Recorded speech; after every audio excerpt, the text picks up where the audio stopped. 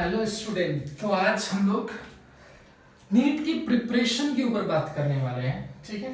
तो please video के last तक बने रहिए और देखिए कि बहुत सारी टर्मिनोलॉजी को मैंने ऑब्जर्व किया है, उसके हिसाब से हम लोग देखने वाले हैं कि नीट की प्रिपरेशन कैसे करनी चाहिए, कि what is the beneficiary terms for us, कि जिसकी वजह से हम लोग अच्छे नंबर नीट 2020 का जो पेपर है वो तो 13 सितंबर को होने वाला है।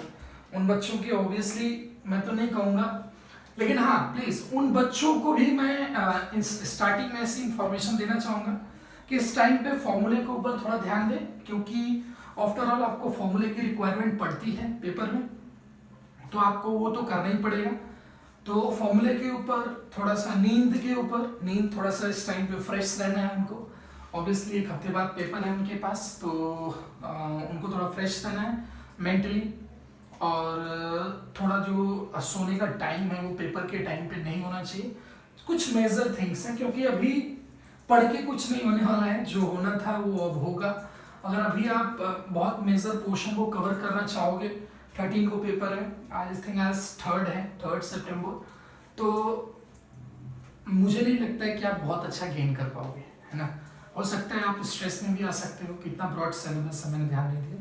जिन्होंने पढ़ाई नहीं की उन्होंने, जिन्होंने की भी है, जिन्होंने नहीं भी की है, दोनों लोगों के लिए ऐसा सजेशन है कि इस टाइम पे फॉर्मूले को थोड़ा ध्यान दें, और दे सकते हैं, कर सकते हैं, पढ़ते हैं। ऑब्वियसली एक हफ्ता है, तो 4-5 दिन के अंदर, मतलब कि 4-5 दिन तक वो लोगों को टेस्ट देना चाहिए, बहुत सारे test online based, computer system पर बैठकर उनको टेस्ट देना चाहिए। बैठने की आदत तो 2 साल से उन्होंने बना के ही रखी, लेकिन टेस्ट देंगे तो उतनी ज़्यादा आपको क्वेश्चंस के प्रैक्टिस होंगे, तो वो आपके लिए पेपर में बहुत बेनिफिशियल होने वाला है। तो ऑब्वियसली आदत भी लगाएंगे तो कुछ दिन बाद हमको उसी रिदम में रहना है, ताकि पेपर में हमारे लिए बहुत अच्छा हो। चलिए, तो आप एनसीईआरटी में जो बॉटनी और जूलॉजी आपकी होती है, 6 एनसीईआरटी में से क्वेश्चंस आते हैं, तो उसमें जो आपने हाईलाइट करके रखा है उसको आप पढ़ लीजिए थोड़ा। और फिजिक्स में फॉर्मूले और फिजिकल केमिस्ट्री के फॉर्मूले को दिमाग में चलना चाहिए, कहीं पर भी हो तो ठीक है, वो सब होना चाहिए। यानी कि उठते बैठते खाते पीते सब आपका जो भी एक मोटिव होगा, जो भी आपका एक डेडिकेशन होगा, वो नीट की तरफ ही होना चाहिए कि कैसे क्या करना चाहिए अपने। लेकिन मेरी टॉपिक आज की इसके ऊपर नहीं है, मेरी टॉपिक 2021 में जो नीट होने वाला है उसके ऊपर है, कि कोरोना के टाइम में बहुत सारे स्टूडेंट्स को ऐसी दिक्कतों का सामना करना पड़ रहा है, ऑब्वियसली, क्योंकि जो मजा ऑफलाइन में हो ऑनलाइन में कहाँ है, तो सब लोग जानते हैं, है ना, कि पढ़ने का मजा आपका ऑफलाइन में ही है, टीचर्स के सामने मॉड्यूल डिस्कस करना, डीपीपी डिस्कस करना, बहुत सारी चीज़ें, और भी स्टडी मटेरियल्स हैं, रेफरेंस बुक्स हैं, तो उन सब सारी चीज़ों को लेकर चलना बहुत बड़ी बात है।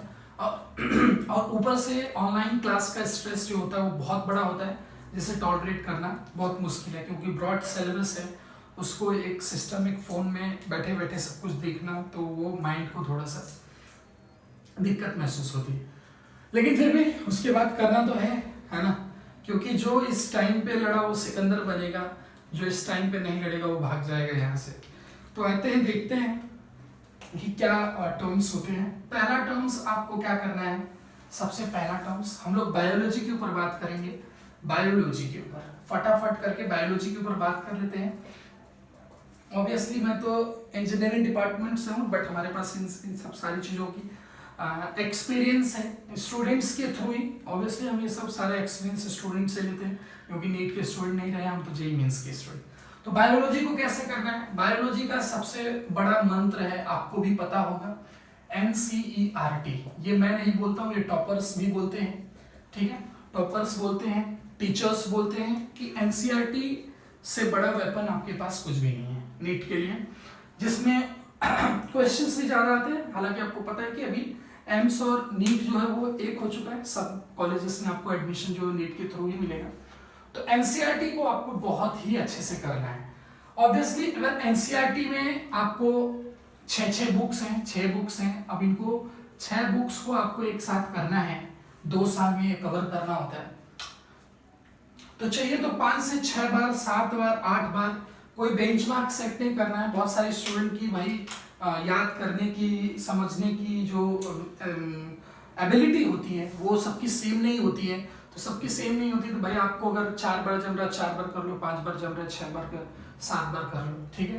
तो ऐसे एनसीईआरटी को के ऊपर आपको ध्यान देना है। एनसीईआरटी से डायरेक्ट क्वेश्चंस नहीं पूछे जाते हैं, हाँ, लेकिन जो वर्ड्स होते हैं उन वर्ड्स के बारे में ज़्यादा कंटेंट्स वो लोग नहीं देते हैं, तो उन वर्ड्स को आप किसी दूसरे रेफरेंस बुक से, नहीं तो नेट का ज़माना है आजकल, तो आप नेट पे भी उस वर्ड्स को डालते हैं तो हजारों हजार मीनिंग उसकी निकल के आएगी, तो उसको आप क्लियर करें।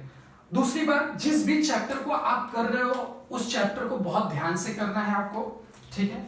और जो आपको इंपॉर्टेंट लग रहा है उसको हाईलाइट करना है, हाईलाइट करना है, उसको क्या करना है, हाईलाइट करना है। हाईलाइट करना, मार्कर से इस तरह करके हाईलाइट कर दिया कि इस पॉइंट से क्वेश्चन आ सकते हैं। या फिर आपको टेस्ट देते टाइम पे आपको ऐसा लगे कि टेस्ट देते टाइम पे आप यार ये वाला टर्म, ये वाला जो वर्ड है या फिर इस क्वेश्चंस के रिलेटेड मैंने एनसीईआरटी पढ़ा था, तो उसको आके मार्क कर लीजिए, यानी कि यहाँ से क्वेश्चन पूछा जा सकता है। ऑब्वियसली जो आप टेस्ट देते हैं वो भी एग्जामिनर सेट करते हैं और वो भी एग्जामिनर ही सेट करते हैं, तो बाकी सब सारी चीजें उसी तरह है। हाईलाइट करना आपको नहीं भूलना है, हाईलाइट बहुत ही इंपॉर्टेंट चीज है।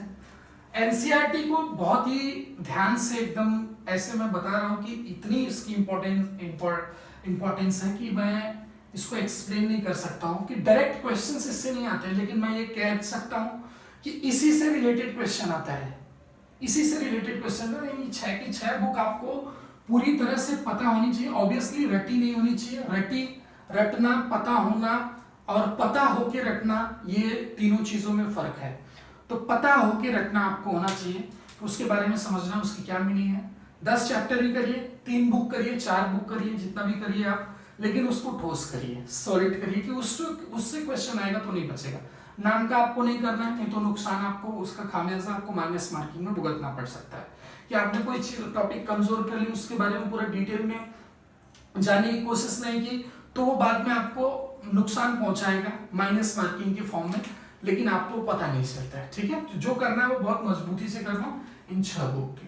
और बायोलॉजी में नो नीड है, in biology no need of reference book, है ना, no need of reference book, ठीक है। इन बायोलॉजी लिख देता हूं इसको भी, ठीक है। बायोलॉजी में no need of reference book चाहिए। तो इसका मतलब ये है कि आप कोचिंग के मॉड्यूल्स के भी अगर क्वेश्चन बनाना चाहते हो, मैं इतना भी कहता हूं कि नीट में जो क्वेश्चंस आते हैं अभी तो क्वेश्चंस के लेवल बढ़ेंगे क्योंकि एम्स भी है उसमें, तो ऑब्वियसली कुछ ऐसे क्वेश्चंस होंगे जिनका लेवल थोड़ा ऊपर होगा, तो उन क्वेश्चंस को भी आपको पहचानना है। उसकी भी टेक्नोलॉजी में बताऊंगा कि नीट में जो पेपर में आता है उसमें अभी पूरे इंडिया के सारे कॉलेजेस जो भी है, बीएमएस वगैरह कुछ भी है, सब में एडमिशन इसी सिंगल एग्जाम के थ्रू होने वाला है। तो इजी क्वेश्चन भी रहेंगे, हार्ड क्वेश्चन भी रहेंगे, उतने टफ लेवल के नहीं आते हैं। थोड़े से एम्स लेवल के जो क्वेश्चंस होंगे उसके लिए आपको में भी थोड़ा इधर उधर सर्च करना पड़ सकता है, रेफरेंस बुक करना पड़ सकता है, तो वो हो सकता है। नहीं तो no need for the any reference book to cover the syllabus of the biology. हाँ, if you are taking मतलब any reference book for the biology for only NEET, then you won't, please आप नहीं करोगे उसको, ठीक है, आपको उसे नहीं करना है। यानी कि चीजें क्या हैं, कैसे हैं, उसको आप बहुत ध्यान से समझिए कि सिर्फ एनसीईआरटी, आपको एनसीईआरटी के ऊपर ही डिपेंड रहना है, ठीक है। और उसको कैसे करना है मैंने बताया, 4 से 5 बार 6 बार उसको जितना कर सकते हो वो आपके लिए उतना ही बेनिफिशियरी होने वाली है, ठीक है। और उससे क्वेश्चंस, क्योंकि वर्ड्स वो लिख देते हैं लेकिन कंटेंट वो नहीं देते हैं उसका, तो उसको आपको लिखना रहता है, उसको आपको देखना रहता है, बहुत ऐसी सारी चीजें, ठीक। तो हमने बायोलॉजी के ऊपर बात की, जो मेजर अपना है ना, कि ज्यादा क्वेश्चंस आते हैं ये यहाँ से। तो अब हम लोग बात करते हैं जो सबसे प्रॉब्लम वाली बात है, वो फिजिक्स क्रिएट करती है आपके लिए। फिजिक्स क्रिएट करती है, तो फिजिक्स को कैसे करना है। फिजिक्स में आपको फॉर्मूला का डेरिवेशन आपको पता होना चाहिए। डेरिवेशन के बिना आपका मजा नहीं आने वाला है, क्योंकि बीच से कहीं क्वेश्चन पूछ सकता है कहीं से, और डायरेक्ट फॉर्मूले के ऊपर नहीं, उसी बीच वाले पॉइंट से पूछ सकते हैं, तो आपको डेरिवेशन पता नहीं। फॉर्मूला डेरिवेशन एंड आपको फॉर्मूला याद होना चाहिए, ठीक है। तो फॉर्मूला डेरिवेशन के साथ साथ आपको फॉर्मूला क्या होना चाहिए,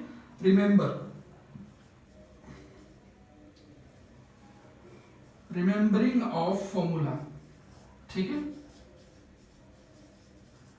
तो रिमेंबरिंग ऑफ फॉर्मूला, तो रिमेंबरिंग ऑफ फॉर्मूला भी होना चाहिए। ये तो पता है कि बाद में फॉर्मूला लर्न करने के बाद उसका यूज करना है, तो पेपर में मे भी आप डायरेक्ट करना चाहते हो तो कर लो छोटा सा स्टेप में, बट उतना टाइम नहीं होता है, फटाफट सब कुछ करना पड़ता है, टाइम बहुत कम होता है।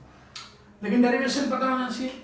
और इसका सबसे बड़ा, जो बच्चे फिजिक्स से घबरा जाते हैं, जो कमजोर बच्चे थोड़े होते हैं, जो जिनका टारगेट सेट रहता है, गोल सेट रहता है, उनको तो दिक्कत नहीं आती, लेकिन बहुत बच्चे होते हैं फिजिक्स में घबरा जाते हैं, तो उनको क्या करना है, क्वेश्चन प्रैक्टिस, क्वेश्चंस प्रैक्टिस करना है, प्रैक्टिस, ठीक है।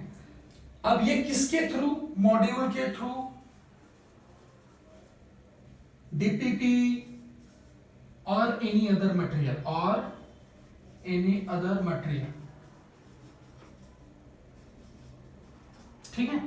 ये, या फिर आप ऐसे भी कह सकते हो कि टेस्ट, सबसे बड़ी चीज जो मैं फिजिक्स के लिए मानता हूं वो टेस्ट मानता हूं, कि टेस्ट, वैसे टेस्ट को मैं बाद में प्रायोरिटी देने वाला हूं, कि टेस्ट तो और भी बड़ी चीज है, सबको कवर करेगी। यानी टेस्ट आप कितना दे सकते, टेस्ट के थ्रू आप कितना फिजिक्स का क्वेश्चन सॉल्व करते हो, या फिर फिजिक्स को रट के बिल्कुल भी आप नहीं कर सकते हो। आप चाहो कि फिजिक्स को रट के आप काम कर लो, तो बिल्कुल भी आप कुछ भी अचीवमेंट उसमें गेट नहीं कर सकते हो, तो आपको प्रॉब्लम्स होने ही वाले हैं। 3-4-10 क्वेश्चन सही करने से कुछ होता नहीं है, जब तक आप 20 से 25 question average, on an average अगर सही नहीं करते हो तो, ठीक है। तो प्रैक्टिस बहुत करना है फिजिक्स में, बायोलॉजी के लिए बताएं, फिजिक्स के लिए बताएं।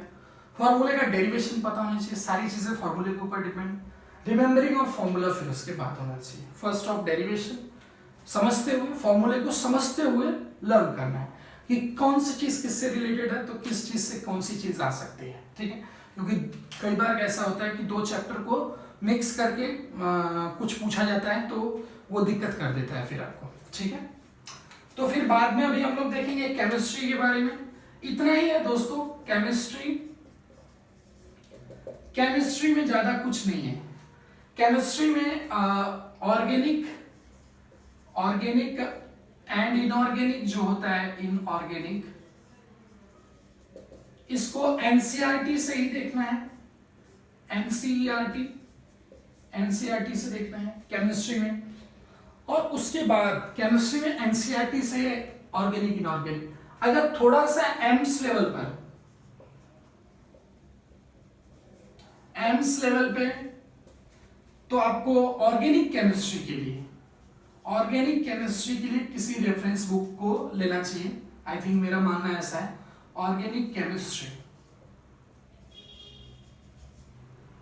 रेफरेंस बुक आप ले सकते हो, कोई भी अच्छी रेफरेंस बुक, वो मैं यहाँ नहीं बताने वाला हूँ, ठीक है। मार्केट में बहुत सारी अवेलेबल है, तो उसके लिए कोई भी रेफरेंस बुक आप ले सकते हो, ठीक है। बाकी फिजिकल केमिस्ट्री के लिए आपको एनसीईआरटी इनफ नहीं है। फिजिकल केमिस्ट्री, केमिस्ट्री के लिए, केमिस्ट्री हम एनसीईआरटी प्रिफर ही नहीं करेंगे, नॉट इक्वल्स टू एनसीईआरटी, ठीक है। मेरा ये एक्सपीरियंस है कि एनसीईआरटी से क्वेश्चंस, एनसीईआरटी से ऊपर लेवल के क्वेश्चंस उसमें पूछे जाते हैं, तो no need to teach from the NCERT what, physical chemistry को सीखने की जरूरत नहीं है वहां से, ठीक है। ये एनसीईआरटी का हो गया। ऑर्गेनिक केमिस्ट्री के लिए रेफरेंस बुक आप ले सकते हो, क्योंकि लेवल थोड़ा ऊपर आता है। ऑब्वियसली केमिस्ट्री की बात रहती है, तो आप डॉक्टर बनने जा रहे हो तो आपका कुछ होना चाहिए ना, तो वो थोड़ा सा ऊपर लेवल पे है। इनऑर्गेनिक आप एनसीईआरटी पूरी तरह से देख सकते हो, कोई दिक्कत नहीं, उधर से ही आने वाला है, किसी न किसी वर्ड को पकड़ के क्वेश्चन उधर से ही पूछे जाएंगे, ठीक है। क्वालिटेटिव एनालिसिस हुआ, पीएनपीडीएस ब्लॉक हुआ, एप ब्लॉक हुआ, है ना, ये सब क्वालिटेटिव एनालिसिस है। फिर कोऑर्डिनेशन कंपाउंड है, बहुत सारी चीजें हैं, तो उससे रिलेटेड आप देख सकते हो। फिजिकल केमिस्ट्री के लिए आपको एनसीईआरटी की जरूरत नहीं है, एनसीईआरटी से बहुत ऊपर आता है, तो किसी भी रेफरेंस बुक या फिर मटेरियल से आप काम चला सकते हो। तो क्या कह देंगे इसको, रेफरेंस बुक अच्छी क्वालिटी की, रेफरेंस बुक और मॉड्यूल, ठीक है। तो इसमें आप समझ जाइए कि स्टडी मटेरियल की मैं बात कर रहा हूं, तो उससे आपको देखना है। तो ये देखिए काला चिट्ठा है, ऐसे आपको तीनों सब्जेक्ट्स के लिए प्रिपेयर करना है। नीड नहीं है, no need of reference book in biology, जरूरत ही नहीं है बिल्कुल। आपको अगर ओलंपियाड और क्या नाम उसको बोलते हैं केवीपीवाई अगर आपको देना है तो आपको थोड़ा सा रेफरेंस बुक की तरफ जाना चाहिए, क्योंकि बहुत सारे क्वेश्चंस जो होते हैं वो आउट ऑफ सिलेबस होते हैं। लेकिन बहुत बार ऐसे भी लोग कहते हैं कि एम्स में कुछ ऐसे क्वेश्चन पूछे गए, I am talking about according to 2019, कि जो आउट ऑफ सिलेबस नहीं, लेकिन वो कहीं ना कहीं एनसीईआरटी में वो चीजें दी होती है, लेकिन उतना नहीं दी होती, तो हम कैच नहीं कर पाते हैं। लेकिन एनसीईआरटी एक ऐसी है कि कुआं है, जितना उसमें से पानी निकाल सकते हो निकालो आप, है ना। चीजों को पकड़ना है, पकड़ने वाले पकड़ते हैं और उधर से पकड़ के झंडा काटते हैं, ठीक है। तो आपको भी पकड़ना सीखना होगा, एनसीईआरटी को कैसे पकड़ते हैं, ठीक है। उसमें से चीजें निकाली, अब कोई वर्ड दिया उसको आपने ऐसे इग्नोर कर दिया, उसके बारे में देखा नहीं कि क्या है, तो उसको उस वर्ड को एक बार नेट पे डाल के या फिर उस रेफरेंस बुक में खोज के देखिए, उसकी बहुत बड़ी मीनिंग निकलेगी, तो मे बी वो क्वेश्चन का पॉइंट हो सकता है। तो बारीकियों को देखना आपको, एनसीईआरटी में बारीकियां कैसे हैं पूरा खुल के नहीं बताता है, 6 ही बुक होती है पूरा 11th-12th के लिए, तो थोड़ा सा डिफिकल्ट हो सकता है, ठीक है। लेकिन उसको करना है 4 से 5 बार करना है, 6 बुक्स हैं, मिनिमम 4 से 5 बार 2 साल के भीतर में आपको करना है, मिनिमम 4 से 5 टाइम्स, ठीक है। तो ऐसे करना है। तो ये आपके सामने है, और फिर इन तीनों का सबसे बड़ा जो आता है, सब तीनों के लिए मैं सबसे एक बेस्ट प्रेफर करता हूं टेस्ट। जितना ज्यादा आप टेस्ट दे सकते हो उतना ज्यादा टेस्ट दीजिए, क्योंकि ये बहुत बेनिफिशियरी होने वाला है आपके लिए। ये आप स्टेप अप करते हो इसमें क्वेश्चंस के लिए, फिजिकल केमिस्ट्री के क्वेश्चंस के लिए और आपका फिजिक्स के क्वेश्चंस के लिए, तो आप इससे स्टेप अप कर सकते हो, जितना ज्यादा टेस्ट दे सकते हो। फिर सबसे बड़ी बात कि टेस्ट देने के बाद स्टूडेंट क्या करता है, टेस्ट देने के बाद स्टूडेंट को अपनी गलतियों के ऊपर फोकस करना रहता है। टेस्ट को लेकर बैठिए, जो भी पेपर है आपका उसको लेकर बैठिए आप, बैठने के बाद उसको एनालाइज करिए कि आपने कौन सी गलती कहां की है, और वो गलती पेपर में करते टाइम पे आप क्या सोच रहे थे, है ना। कुछ ऐसा तुक्का मारना सोच रहे थे, या फिर आप गेस कर रहे थे कि यही होगा, या फिर आपने उस टॉपिक को उस टाइम पे पढ़ा था तो कैसे पढ़ा था, इन सब सारी चीजों को आपको उस टाइम पे ध्यान देना है। आफ्टर ऑल मैं यही कहना चाहूंगा कि टेस्ट देने का मतलब यही है कि अपनी नेगेटिव पॉइंट्स को आप दूर करोगे, लेकिन इसका मतलब ये नहीं कि सिर्फ टेस्ट देते जाओ, उसको एनालाइज मत करो, गलत। एक टेस्ट दिया, दूसरा टेस्ट कल दे रहे हो, एक दिन में 2 टेस्ट भी दे सकते हो, लेकिन डेली कम से कम टेस्ट दो, है ना। अभी लास्ट के 3 महीने में आपको डेली एक टेस्ट आई थिंक देना चाहिए। टेस्ट आप ज्यादा देकर देखो, आपका इंप्रूवमेंट नहीं हो तो मेरे से आप बोलना। टेस्ट बहुत इंपॉर्टेंट होता है, टेस्ट आपको देना बहुत इंपॉर्टेंट है। तो 3 सब्जेक्ट्स के बारे में मैंने बताया, कैसे उसको करना है, कौन सा कहां से करना है, कौन सा कैसे नहीं करना है, सारी चीजें मैंने यहाँ पे लिखी है। ये ब्रॉड चीजें हैं, इसको आपको डीप में जाके करना है। मैंने भले ही ऐसे लिख दिया हो तो क्या, फिजिक्स में क्वेश्चंस की दिक्कत होती है तो उसको आप प्रैक्टिस से ही उसको हल कर सकते हो, प्रैक्टिस से सॉल्व कर सकते हो। जिसमें आपको क्या दिक्कतें आती हैं फिजिक्स में, वो दिक्कतें होती हैं, मैं इसको मिटाता हूं, अच्छा मिटाता नहीं हूं, वो दिक्कतें क्या होती हैं, सिली मिस्टेक होती है, ठीक है। तो सिली मिस्टेक्स हो सकती हैं, सिली मिस्टेक्स, ठीक है। कैलकुलेशनल मिस्टेक हो सकती है, हाँ ये सब सारी मिस्टेक्स हैं। तो इन मिस्टेक्स को कैसे दूर किया जा सकते हो, तो ऑब्वियसली टेस्ट पेपर में आप बैठते हो 2x4 करते टाइम पे आप 8 नहीं कर पाते हो या कुछ दूसरा लिख देते हो, तो साइकोलॉजिकल प्रेशर होता है जो टेस्ट से ही वो धीरे धीरे दूर हो सकता है। तो सारे रोगों का दवा जो है इन सारों का ये टेस्ट है, ये सब कुछ बताएगा। सारे रोग का दवा एक है, टेस्ट। टेस्ट देने से आपको घबराना नहीं है, टेस्ट जितना दे सकते हो दो, बीमार हो कुछ भी हो, लेकिन टेस्ट देने से कभी कतराओ मत प्लीज। टेस्ट आपको देना ही देना है किसी भी हालत में। दूसरी बात, आपको नेगेटिव मार्किंग से हमेशा बचना है। क्योंकि जो कमाया हुआ नंबर भी रहता है वो क्या हो जाता है, नुकसान हो जाता है। तुक्के के ऊपर तब जाना है कि जब आपको ऐसा लगे कि इसमें से दो ऑप्शन तो एकदम नहीं है, दो ऑप्शन हो सकता है लेकिन ये वाला मुझे ज्यादा लग रहा है, तो जाइए। लेकिन फिर भी मैं रिकमेंड नहीं करता हूँ कि आपको तुक्का मारना है, ठीक है। वो आफ्टर ऑल आपको डिसएडवांटेज ही पहुंचाएगा और कुछ नहीं करने वाला है।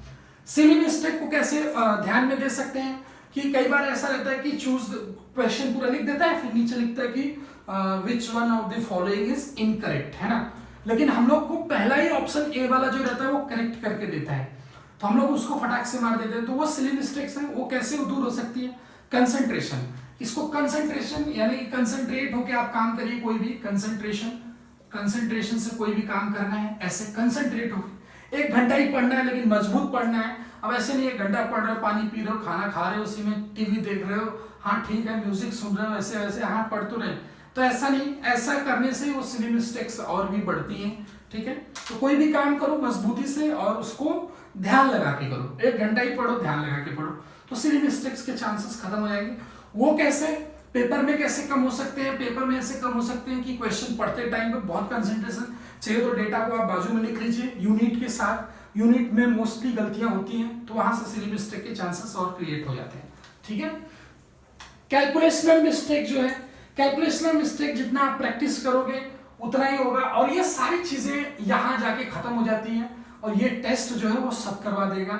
जितना टेस्ट दोगे उतना कैलकुलेशन करोगे, उतने ही पेपर हॉल में बैठकर कैलकुलेशन करने की आदत होगी, सिली मिस्टेक्स को खत्म करने की आदत होगी। लेकिन ये तब होगी कि जब आप टेस्ट का बाद में आके एनालाइज करोगे कि जो गलतियां हुई, गलत सही हो गया जो तो सही हो गया वो तो आप कर लोगे, लेकिन जो गलती हो गई क्या उधर से क्वेश्चन आएगा तो आप कर पाओगे क्या, ये मैटर करता है ज्यादा। तो उसको हम लोग टेस्ट से दूर कर सकते हैं। तो टेस्ट बहुत इंपॉर्टेंट है, इसको आपको देखना है। बाकी हेल्थ के बारे में हम थोड़ा बात कर लेते हैं। हेल्थ बहुत ही, हेल्थ इज वेल्थ किसी ने कहा है, तो ये इंपॉर्टेंट है अपना, उसको सबसे पहले मेंटेन करना है। कोई भी रेगुलर शेड्यूल नहीं भी है तो भी कोई दिक्कत नहीं है, लेकिन जिस चीज को करो उसको बहुत ही मेहनत लगा के करो, मजबूती से करो, हार्डवर्क करो, उसको खत्म करो। उसको खत्म करने के बाद किसी दूसरे चीज के ऊपर जाओ, है ना। तो ऐसे आपको कंसिस्टेंसी रहनी चाहिए, डेडिकेशन रहना चाहिए, जिससे आप किसी भी अचीवमेंट को हासिल कर सकते हो, ठीक है। अब इसमें बात आती है कि सर ये बताइए आप मुझे कि ये सब पढ़ने का तो हिसाब किताब हो गया, एनसीईआरटी है, ये है, ऑर्गेनिक केमिस्ट्री है, सारी चीजें, फिजिक्स है, फिजिक्स में बच्चों को दिक्कत आती है, वो भागते हैं, तो प्रैक्टिस ही उसका इलाज है बेटा, और कुछ भी नहीं है। तुम कुछ भी करके देख लेना, विदाउट प्रैक्टिस आपको फिजिक्स नहीं आने वाली है। फॉर्मूले का डेरिवेशन अगर आप किए और फॉर्मूले को समझते हुए लर्न किए कि ऐसा ऐसा relation F = mass into acceleration है, तो मास इनटू एक्सेलरेशन से कैसे कैसे और भी हम लोग चीजों को क्रिएट कर सकते हैं, वो हमको जानना चाहिए, ठीक है। m/dt इस तरह करके समथिंग, ठीक है। तो ये अपने पास ये काला चिट्ठा है, टेस्ट है, सिली मिस्टेक्स है, कैलकुलेशनल मिस्टेक्स है। सोने का जो है, सोने का कम से कम 7 घंटा नींद लीजिए, 7 घंटा 6 घंटा नींद लीजिए। Daily on an average 70 question करिए, 70 क्वेश्चंस ऑन एन एवरेज आपको डेली कम से कम इतना टारगेट रहना चाहिए। अगर आपने क्वेश्चन करने बैठे, पढ़ाई भी कर रहे हो, तो 3 से 4 घंटा तो आपको ऐसा रहना चाहिए कि आप क्वेश्चन सॉल्व कर रहे हो, 3 से 4 घंटा आपने थ्योरी पढ़ ली, तो 70-60 क्वेश्चन, 70 या फिर 60 क्वेश्चंस भी आप कह सकते हो, है ना, ऑब्लिक 60 क्वेश्चन। तो इतने क्वेश्चंस आपको मिनिमम सॉल्व करनी है दिन में, ठीक है। बायोलॉजी को कैसे टैकल करना है मोस्टली नीट के स्टूडेंट्स को पता है, वो एनसीईआरटी, और ये सबको खबर है, एनसीईआरटी हाईलाइट करना है पॉइंट्स को, उन पॉइंट्स के ऊपर क्वेश्चंस आ सकते हैं। और दूसरी बात ऐसा भी है कि क्वेश्चंस कई बार बुक पेपर में आता है, तो वहां से भी आके हमको ऐसे इससे रिलेट करना है कि हाँ भाई कि कुछ ऐसे मैच हो रहा है, डिसमैच हो रहा है, क्या है, कैसे, सब सारी चीजों को टटोलना है, पूरा खोदना है, ठीक है। चीजों को यहाँ से ढूंढ के निकालना है, कुआं है, समंदर है, यहाँ वो चीज दी रहती है लेकिन आपको पता नहीं रहता है, तो उसको ढूंढने वाले निकालते हैं। एम्स में 1st rank, 3rd rank, 4th rank, 10th rank, कोई भी करने वाले जो होते हैं वो बच्चे वो निकालते हैं, तभी वो ऐसी अचीवमेंट को पाते हैं, ठीक है। तो ये रही सारी चीजें, टेस्ट, सिली मिस्टेक, कैलकुलेशनल्स, 7 से 70 क्वेश्चंस। पढ़ाई के ऊपर है कि पढ़ाई 7 से 8 घंटा, 8 घंटा 9 घंटा सेल्फ स्टडी आपको करना ही पड़ेगा, हार्ड वर्क, डेडिकेशन। दूसरी बात की आपका एक ऐसा रहना चाहिए कि आपका खुद डेडिकेशन, आपको धक्का मार के कोई काम करवा रहे हैं तो वो मजा नहीं है, उस तरह नीट नहीं निकलता है। उस तरह बोर्ड निकलता है, बोर्ड आप निकाल पाएंगे। नीट फिर आप भूल जाइए, जो बात है हकीकत है, सुनने में बड़ी भले ही कड़वी लग रही हो तो क्या, ठीक है। बिल्कुल बाकी गलत काम कोई भी नहीं करना है कि तुक्का कैसे मारते हैं, तुक्का मारना सीखना है ना, बहुत सारी वीडियोस पड़ी हैं। तो गलत काम बिल्कुल नहीं करना, तुक्का मारना आप सीख रहे हो वीडियोस में जाके, आपको ये पता रहना चाहिए कि आप और हमसे जो पेपर सेट करते हो वो ज्यादा चालाक है, वो ज्यादा सोच सकते हैं कि आप कैसे सोचते हो कि 3 ऑप्शन सिमिलर है, चौथा वाला ऑड है तो उसको मार्क कर दिया, है ना, तो उसको मार्क कर दिया, या फिर वो तो हो ही नहीं सकता, वो ऑड हो गया तो इन तीनों के बीच में ऑप्शन है, तो कुछ भी हो सकता है। क्योंकि किस्मत जब तुक्का मारती है तो सबके साथ वो खराब ही रहती है, ये मेरा भी एक्सपीरियंस है, क्योंकि मैं भी आपकी जगह एक दिन बैठा था, ठीक है। तो तुक्का बिल्कुल भी ना मारे, नेगेटिव चीजों के पीछे ना जाएं कि इसमें क्वेश्चन आता है, रेफरेंस चीजें पढ़ सकते हो, क्योंकि इसमें कोई भी लिमिट नहीं है कि आपको इतना पढ़ना है, क्योंकि ये कॉम्पिटिटिव एग्जाम है, इसमें लिमिट कोई भी नहीं, चाहे जहां से जितना पढ़ सकते हो पढ़ो, कुछ भी खराब आपको नहीं करने वाला है, ठीक है। तो जो मेजर चीजें हैं मैंने वो बता दी। टेस्ट जो है इन सारी चीजों का कंक्लूजन है टेस्ट, टेस्ट से ही सारी चीजें आपकी अच्छी बन सकती हैं। बहुत टेस्ट दीजिए, जितना आप टेस्ट दे सकते हो उतना टेस्ट दीजिए, ठीक है।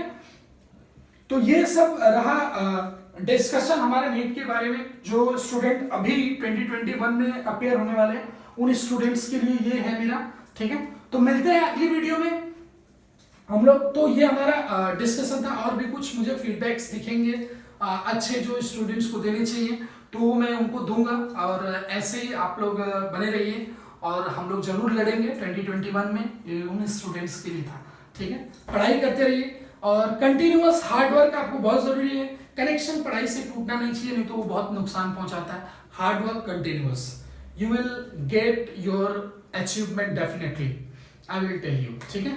तो मिलते हैं अगली वीडियो में, तब तक के लिए नमस्कार, जय हिंद, जय भारत।